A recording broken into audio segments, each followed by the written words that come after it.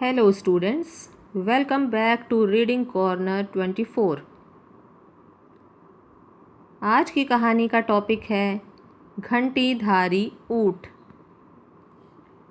एक बार की बात है कि एक गांव में एक जुलाहा रहता था। वह बहुत गरीब था। उसकी शादी बचपन में ही हो गई थी।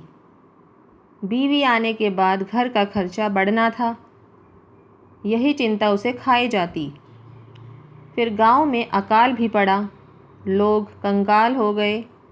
जुलाहे की आय एकदम ख़त्म हो गई। उसके पास शहर जाने के सिवा और कोई चारा न रहा। शहर में उसने कुछ महीने छोटे मोटे काम किए। थोड़ा सा पैसा अंटी में आ गया और गांव से खबर आने पर कि अकाल समाप्त हो गया है, वह गांव की ओर चल पड़ा। रास्ते में उसे एक जगह सड़क किनारे एक ऊँटनी नज़र आई। ऊँटनी बीमार नज़र आ रही थी और वह गर्भवती थी। उसे ऊँटनी पर दया आ गई। वह उसे अपने साथ अपने घर ले आया।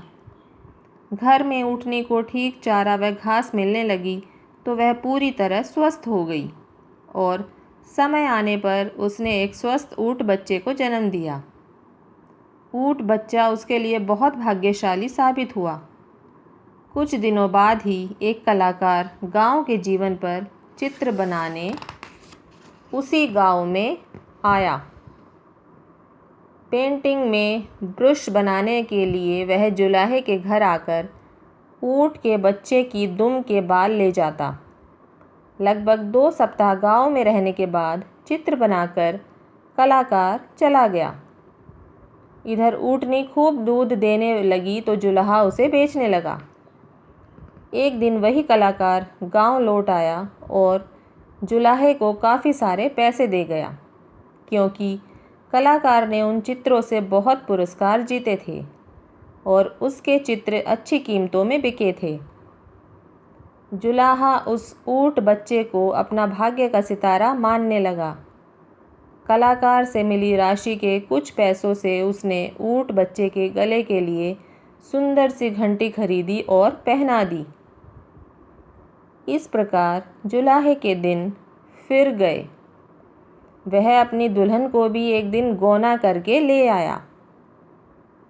ऊँटों के जीवन में आने से जुलाहे के जीवन में जो सुख आया, उससे जुलाहे के दिल में इच्छा हुई कि जुलाहे का धंधा छोड़ क्यों न वह ऊँटों का व्यापारी ही बने।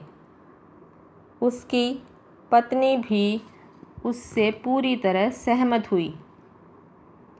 अब तक वह भी गर्भवती हो गई थी और अपने जीवन में आए सुख के लिए ऊँटनी व ऊँट बच्चे की आभारी थी। जुलाहे ने कुछ ऊँट खरीद लिए। उसका ऊँटों का व्यापार चल निकला। अब उस जुलाहे के पास ऊँटों की एक बड़ी टोली हर समय रहती। उन्हें चरने के लिए दिन को छोड़ दिया जाता। ऊँट बच्चा जो अब जवान हो चुका था, उनके साथ घंटी बजाता जाता। एक दिन घंटीधारी की तरह ही के एक युवा ऊँट ने उससे कहा, भैया, तुम हमसे दूर दूर क्यों रहते हो? घंटीधारी गर्व से बोला, वाह, तुम तो एक साधारण ऊँट हो। मैं घंटीधारी, मालिक का दुलारा हूँ। मैं अपने से ओछे ऊँटों में शामिल होकर अपना मान नहीं खोऊंगा। उसी क्षेत्र में वन में एक शेर रहता था। शेर एक ऊंचे पत्थर पर चढ़कर ऊँटों को देखता रहता। उसे एक ऊँट और ऊँटों से अलग थलग रहता नजर आया। जब शेर किसी जानवर के झुंड पर आक्रमण करता है तो किसी अलग थलग पड़े को ही चुनता है। घंटीधारी की आवाज़ के कारण यह काम भी सरल हो गया था। बिना आंखों से देखे वह घंटी की आवाज़ पर घात लगा सकता था। दूसरे दिन जब ऊँटों का दल चरकर लौट रहा था, तब घंटीधारी बाकी ऊँटों से 20 कदम पीछे चल रहा था। शेर तो घात लगाए बैठा ही था। घंटी की आवाज़ को निशाना बनाकर वह दौड़ा और उसे मारकर जंगल में खींच लाया। इस प्रकार घंटीधारी होने के अहंकार ने उसके जीवन की घंटी बजा दी। इस कहानी से सीख मिली है बच्चों, जो स्वयं को ही सबसे श्रेष्ठ समझता है उसका अहंकार शीघ्र ही उसे ले डूबता है।